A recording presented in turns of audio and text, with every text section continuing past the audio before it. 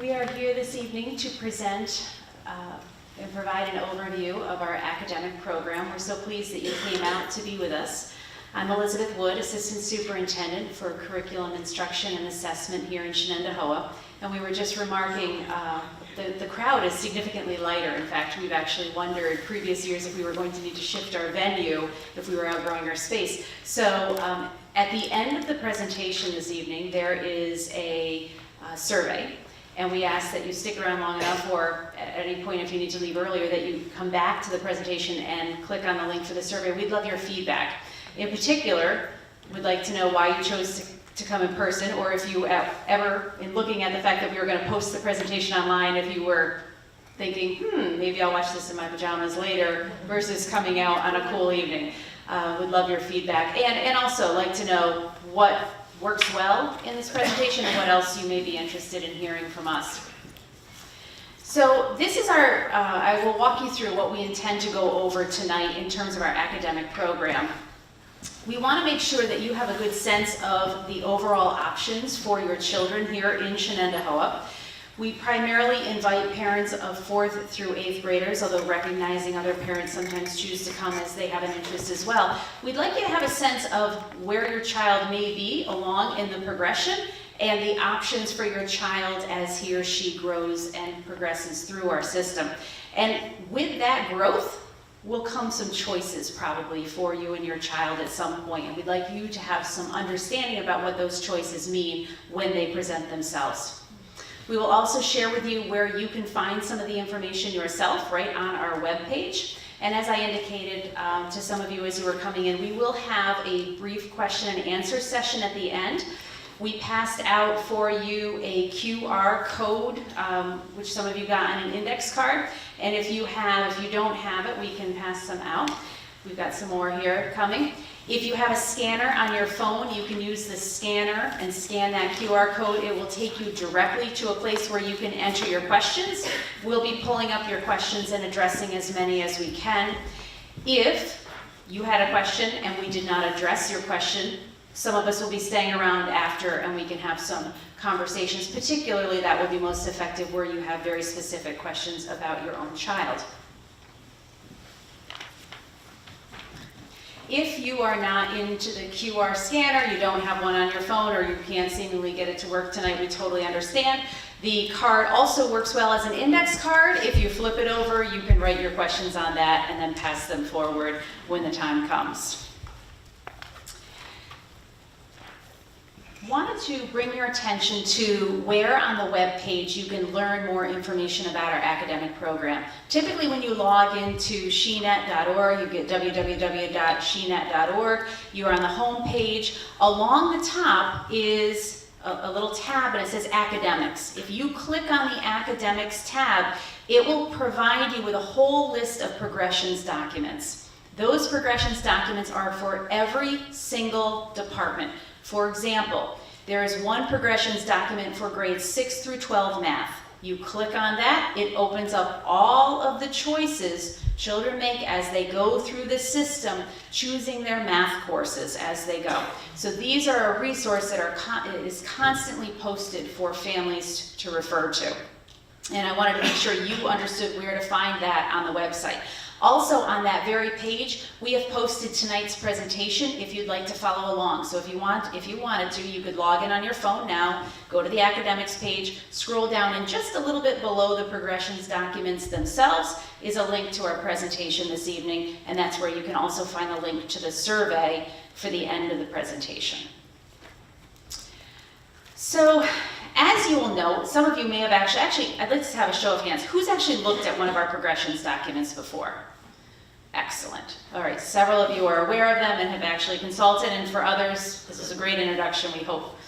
So you're aware that in our progressions document, those of you who've looked at them, that we offer 3 different paths through each level. There's the Regents level, there's an honors level, and there's also an accelerated level.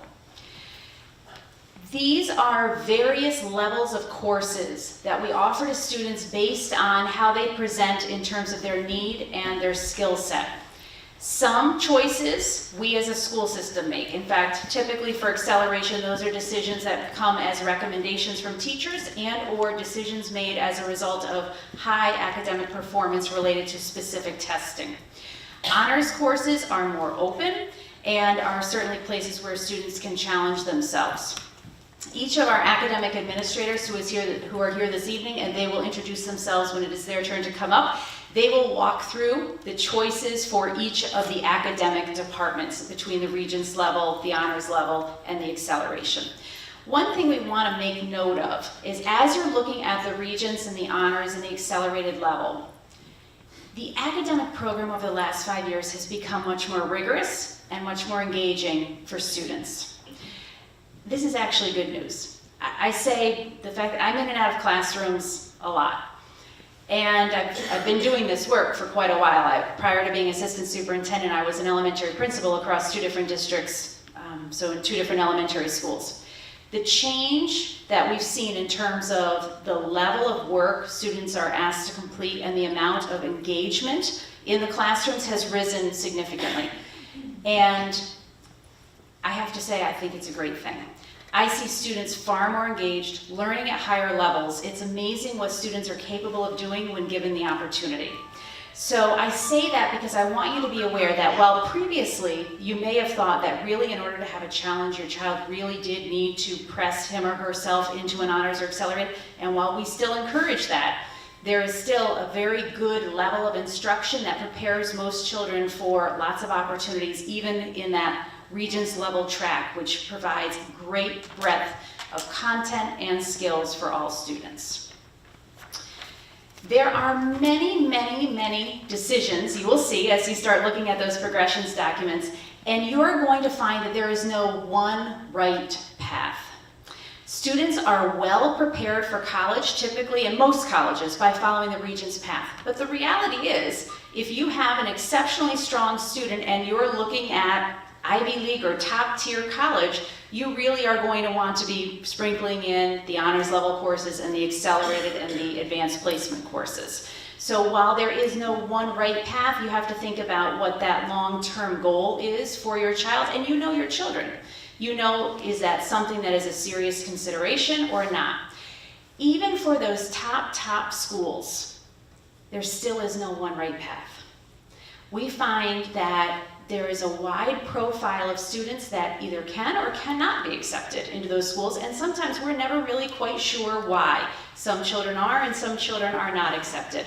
So the best thing is not to get your heart set on any one place early on, but to take the most rigorous load that you think is comfortable for your child, and that your child hopefully concurs with you, and then that provides your child with options in terms of making a selection later on. At the bottom of our progressions documents, we have outlined the profile of each student. So if you're wondering, how would you describe a profile of a Regents level student, or how would you describe the profile of an honors level student or an accelerated student? All you have to do is click at the bottom of that progressions document, and it will take you to another document that says, these are the descriptions of a student who is most fitted to go into an accelerated pathway. And those are some descriptors that you can use around the kitchen table while you're talking with your child and saying, do you think this fits you? Are you ready to put in this amount of work for this course selection? The goal is to really make sure that you seek the right balance for your child. It's tricky.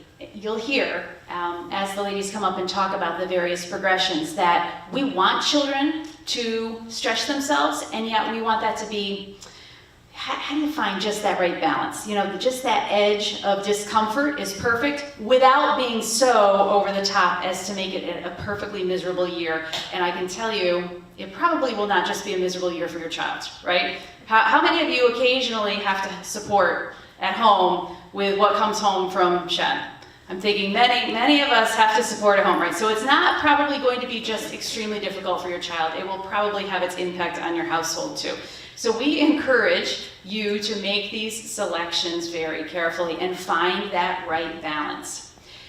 Only a small portion of our students accelerate through the elementary and the middle school years, and you'll hear a little bit about that.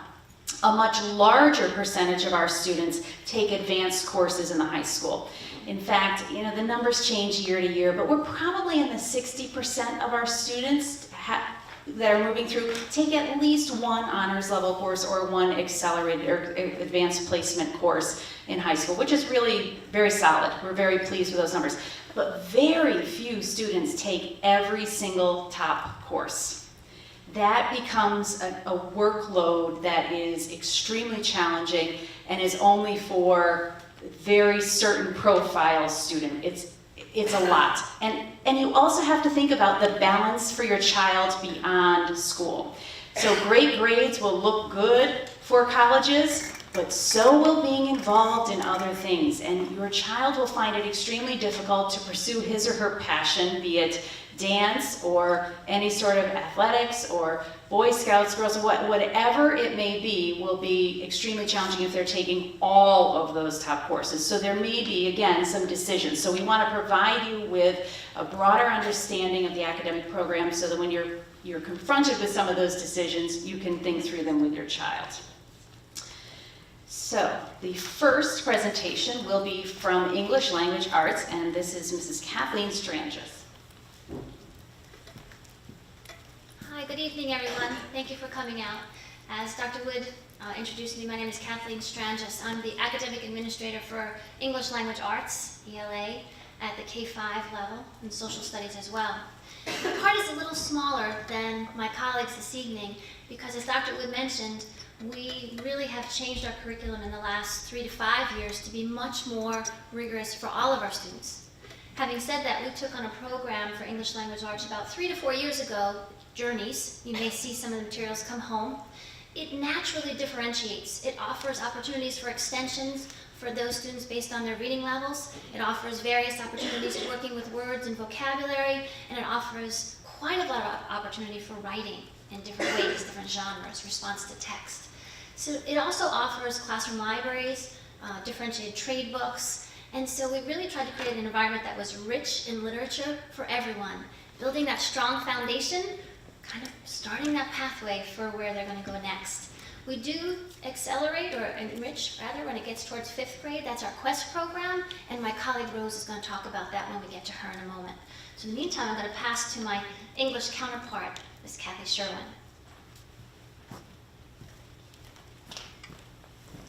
Okay.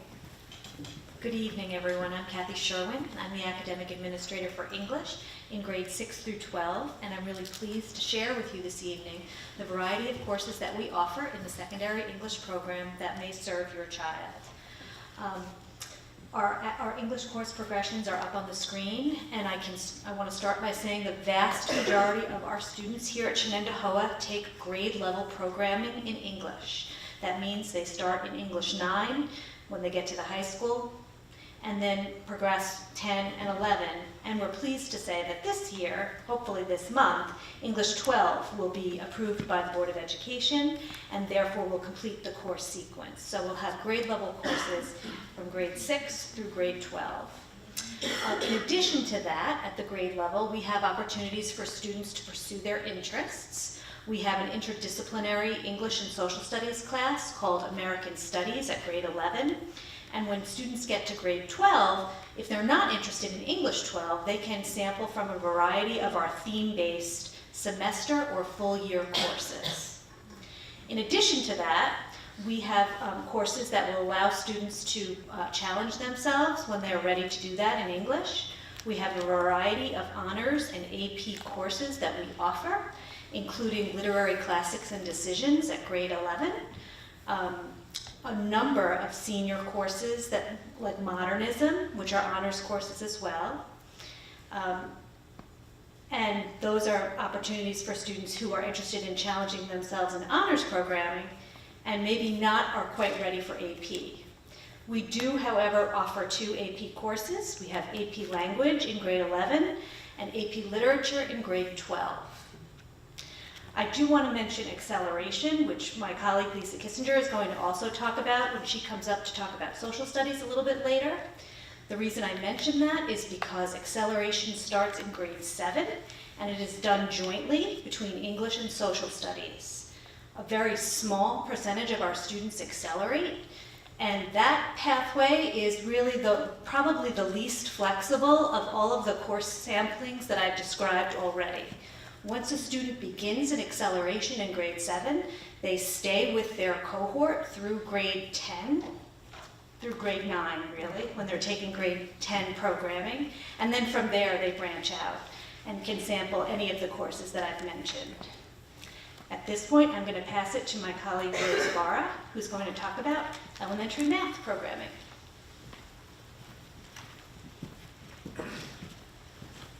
Thank you, Kathy.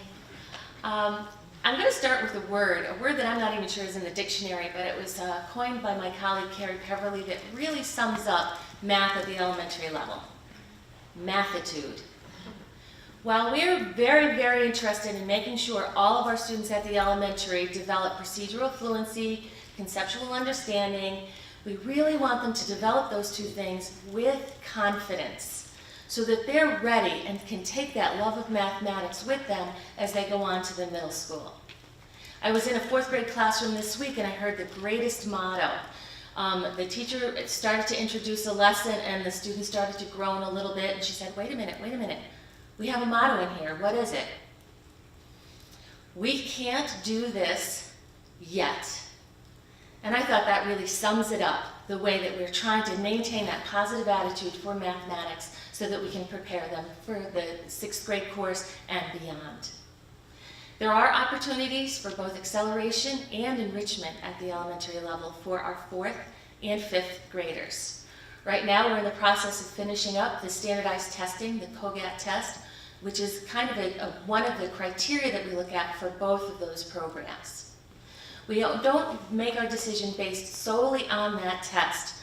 What we do is kind of look at the criteria in comparison to those students that we know have met success in those programs. So we look for things like work habits, we get teacher recommendations, we also look at their scores in their coursework in ELA, social studies, science, and mathematics. And the two are very different. The enrichment opportunity, Quest, is a program for 4th and 5th graders where it's a pull-out program for one day. That day is just a total enriched opportunity integrated with ELA, social studies, or science. The students in that program are still responsible for their coursework that they've missed during that day. So you can see where sometimes it could be very difficult and the decision-making process has to be careful. There's two things we don't want to happen. We don't want the children to not meet success in Quest because they're trying to keep up with their coursework and their grade, and vice versa. We don't want a child who's really enjoying Quest at the expense of the coursework in their grade. So that's why we have to be very, very careful about the criteria we use to put the children in that program. Additionally, we have math acceleration. Math acceleration is a little bit different at the elementary level. We skip a whole year of content when we accelerate these kids. So we have to be very careful and make sure that those key standards are integrated into the program so that they can meet success along the way. Here too, the COGAT is the first start. Then those students that do very well on the quantitative part of the COGAT test will be looked at in the spring with another more in-depth test for mathematic ability called the TOMEX test. From there, again, we look at those students that meet success in acceleration, and we compare the students that have been in the testing population, looking again at their love of math, their work habits, etc., to make those decisions on which students that we feel are capable of missing that year of content. And at the 5th grade level, which leads to the next part of the presentation, there's a couple decisions that are being made. Those students that are already accelerated in math, meaning that they're taking the grade 6 math course as 5th graders, are recommended by their math teacher to either go to Math 7 or Math 7H. Those students that are currently in 5th grade, taking the 5th grade program, will be recommended to take either Math 6 or Math 6H, and H is for honors. And that brings me to the next level, 6 through 12, Carrie Peverly. Good evening. I am the academic administrator for math grades 6 through 12. And as you will notice on our progressions chart, there's many ways for students to be successful in math. I'm going to start talking about 6th through 8th grade, and then I'll switch over to 9th through 12th grade.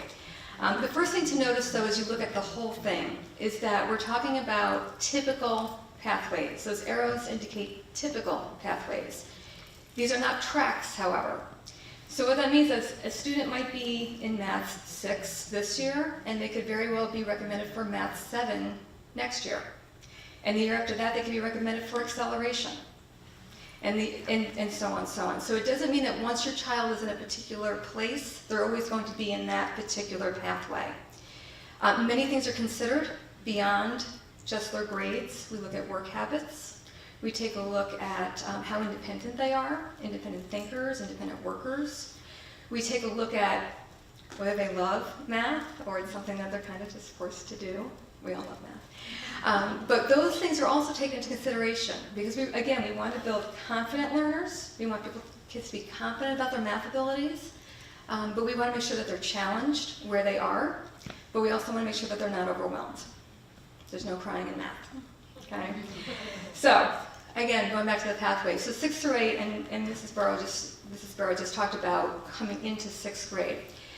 You'll notice again, 6th, 7th, and 8th grade, there's the Regents level, there's honors levels in all of those grades, we have acceleration, and again, just because your child might not be accelerated coming into the middle schools, does not mean that they can never be accelerated.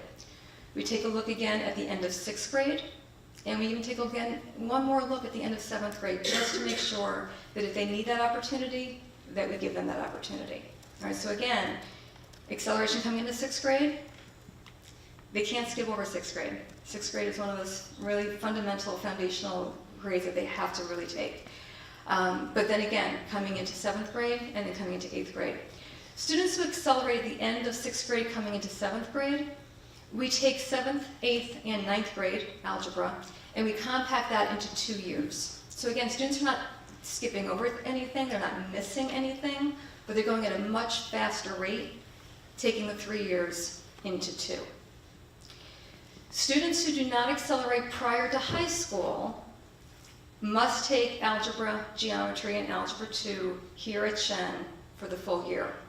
Are there exceptions? Yes. If you think your child is one of them, that's a phone call to me and we would talk about that. We really do take our time looking at every student. We want to make sure, again, that students are challenged where they are. But again, we want to make sure that where they are is a good place for them.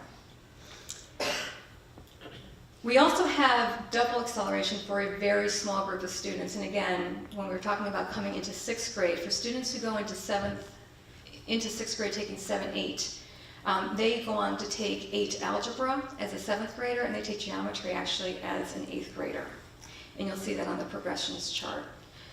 Very small group, all right? But again, for those students who need that additional challenge, it's there for them. When you take a look at the high school, you'll see even more arrows. All right, so if you take a look at the Regents pathway, the top pathway, you'll see it even branches off more when they get into 9th, 10th, 11th, and 12th grade. The reason for that, again, is that we want students to stay in that Regents pathway, but we want to make sure that they get the support that they need. So we have students who take algebra over 2 years, students who struggle with that subject area. We'll give them 2 years to do that. We also have lab level classes, Regents level courses in 1 year, but additional support is built in every other day for those students as well. And then again, we also have the regular Regents and honors for those students. For students who are accelerated, those students would be able to then take either the AB or the BC level calculus class as a senior.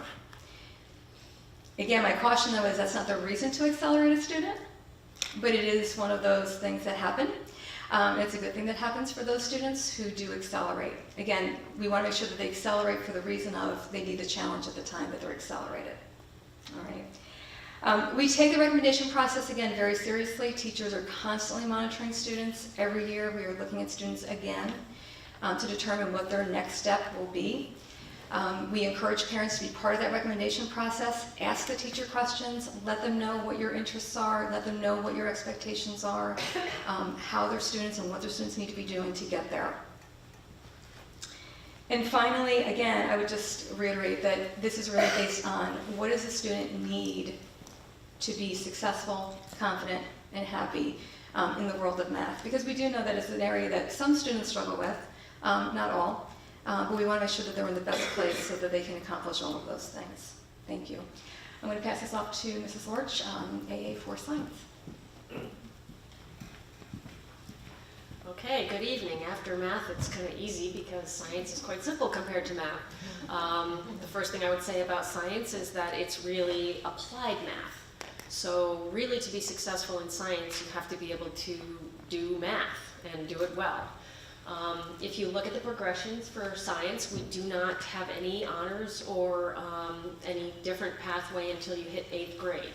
So we have Science 6, Science 7, 6th grade science is basic level earth science, 7th grade science is basic level biology, and 8th grade science is a mix of chemistry and physics. When the student is at right around end of 7th grade, we start to look at students who are accelerated in math to decide whether we want to offer acceleration in science. They must accelerate in math in order to accelerate in science. And one of the things that I think is confusing to parents is it really doesn't have to do with the immediate science course that they will be taking. So they'll be fine in earth science, they'll be fine in biology, but if they accelerate in science without accelerating in math, then those students actually do not do very well in chemistry. And we have done many years of longitudinal studies only to find out that our best and brightest students who have accelerated in science, if they don't also accelerate in math, then they start to really fall apart in chemistry. So that is the reason for that requirement. It really is because we want the students to be successful all the way through that pathway. Much like you've heard, we take the recommendations for every course very seriously. When you get into 9th grade, the typical progression is for students to take Regents or Honors Earth Science. Students can get recommended into an honors level at any point. So again, the arrows are just the typical pathway. It doesn't mean that your child could not be recommended out of Regents Earth Science into honors biology. Okay, that happens a lot. And as students mature, what you'll find is that as they start to look at college and they start to think about, you know, I really need to step it up a little bit, they will be themselves requesting to a little bit more of a challenge. And we never close that door. When you get into the upper levels, we always ask students, we always require students to take 1 year of earth, 1 year of bio, 1 year of chem, 1 year of physics. They have to take all 4 before they can actually take an elective. They can take the elective concurrently with physics if they do not accelerate. And we have about 67% of our students who do that. So again, same message, if your child does not accelerate in 8th grade, it's not the end of the world. They can still complete the entire program of study in science at a pace that makes sense for them. If by the time they get to be seniors and they haven't accelerated, they can double up with physics and say forensic science or AP bio, and we have a large number of students who actually do that, and when their pathway for the future becomes clear, and we encourage that. I think that's it for me. I will pass it off to my colleague in social studies, Miss Lisa Kissinger.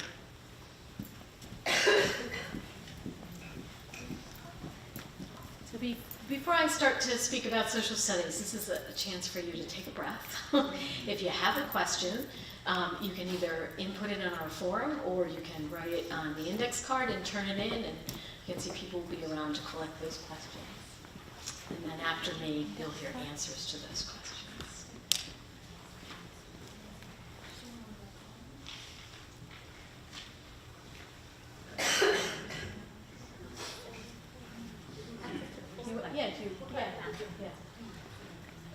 So good evening, my name is Lisa Kissinger and I'm the Academic Administrator for Social Studies. I have the honor of going last, so I think I'm the simplest actually after all this.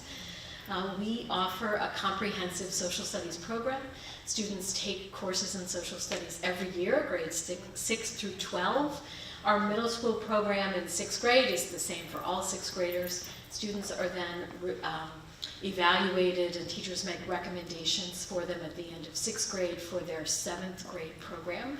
We offer 2 levels, honors, 7th grade social studies honors, and we also have the acceleration program that Mrs. Sherwin spoke about. The acceleration program is small, it's competitive, it is tri-building, so we typically enroll about 60 students in that program. They will, as Mrs. Sherman said, go through as a cohort. They will stay together. They compact 7th and 8th grade social studies and English in their English course into 1 year. So it's an accelerated program because they go through the rest of their middle school and high school programs a year faster than their age level peers.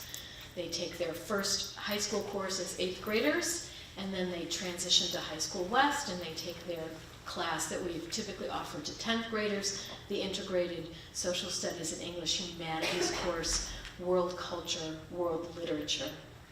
They travel as a cohort in that program because those classes are scheduled back to back. So you would have English one period, social studies the next. Sometimes that course is taught separately, or sometimes it's taught in a large group. That's why we keep them together in the cohort. When they travel to High School East, then they are free to choose whatever they would like to take. Social studies in New York is based on certain course offerings. So students have to meet the requirement of 2 units of credit in global history in high school, 1 unit of credit in US history, which is typically done in grade 11, and then a half a unit of credit or a semester course in economics and participation in government. Those are the 2 12th grade courses.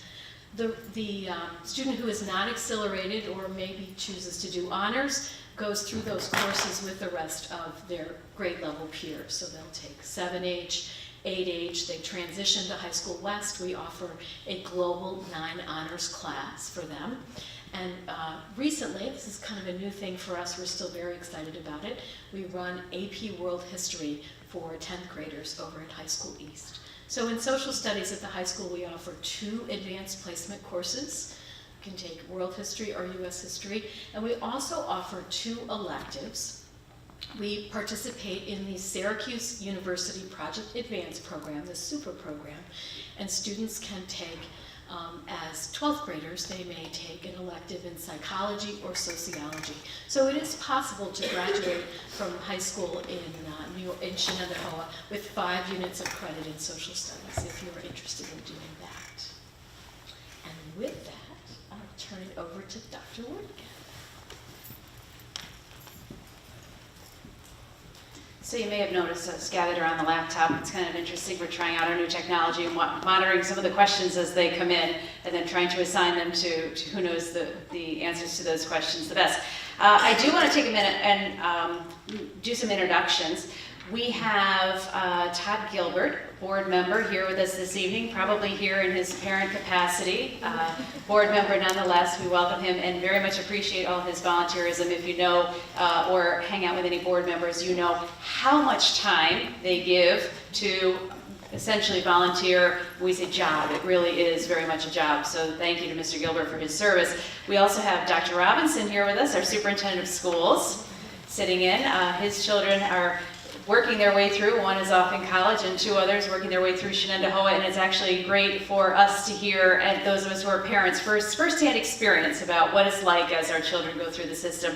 Also want to introduce a middle school counselor. Nikki Tabano is here. She has been working in Acadia grade 6 this year. So there are 9 counselors across the middle school, and that actually helps me address one of the questions that came in. It is who can I talk to, who can I consult with when it comes time to make some of these choices.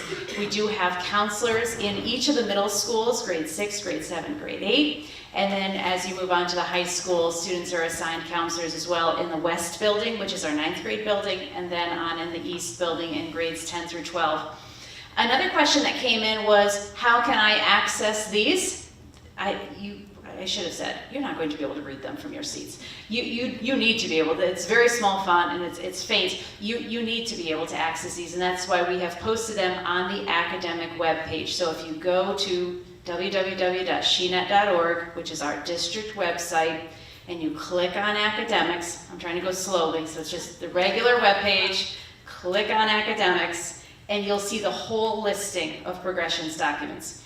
an important point, we've only talked about 4 of them. We have many, many more progressions documents. We have advanced placement art courses. We have advanced placement music courses. We carefully list them all out here. Technology. We have incredible technology offerings at the high school. One of the benefits of being in a larger district is that we are able to capitalize on that scale and provide some of the most diverse course offerings really of any school I know in this region. And it's a blessing that we are able to do that. And at the same time, we recognize that with choice comes the desire to have more information. Hence why we post these documents for you. And they are there all year round. You'll even see if you go to the English one, you heard Kathy Sherwin mention, we're looking at the potential addition of English 12. We even have that listed on there as English 12 pending Board of Education approval. So we try to keep them very up to date so that they always serve as a resource to you. I ask this every year, and I don't know, how many of you are familiar with the World Cult, World Lit class? Well, there we go. How many, keep your hands up. Did you actually take the class? Every year we have several people here who actually took World Cult, World Lit, which blows my mind. If you think about all of the choices we have in our program of studies document, that is the one that people talk about long after. We actually have, I kid you not, we have teachers on staff.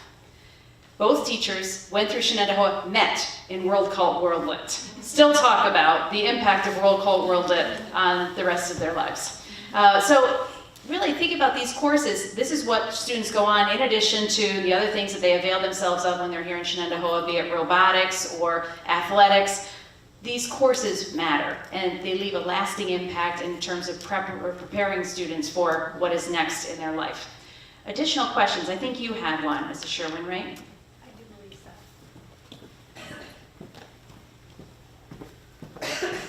Yes, I believe the question was about senior English offerings for students who were accelerated.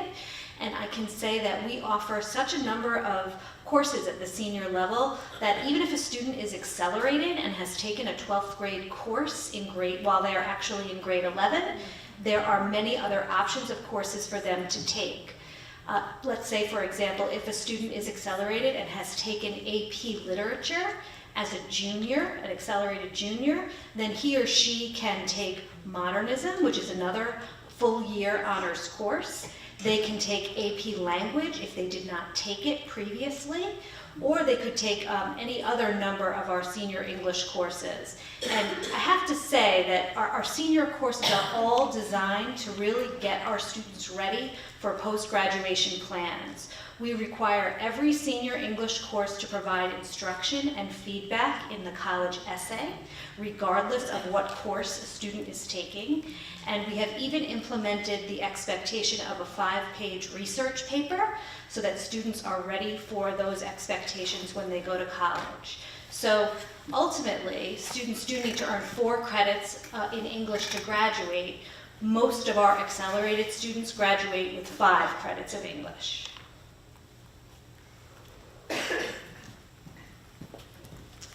Thank you.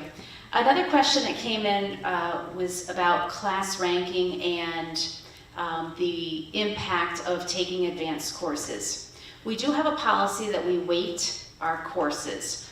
So an honors course receives a heavier weight, so it's a multiplier of 0.03, and I'm talking off the top of my head. I really should have made sure.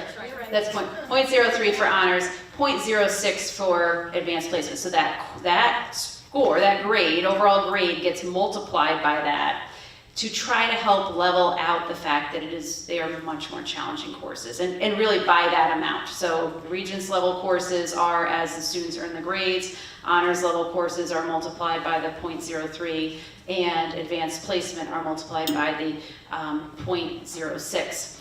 The question is, how does that look for colleges that came in? And colleges want a rigorous transcript. And what we hear is colleges know the formulas, they know how to unweight the grades, they know how to look at them prior to weighting, they know what the weighting looks like, and they know where there were rigorous options available and where students chose to take them.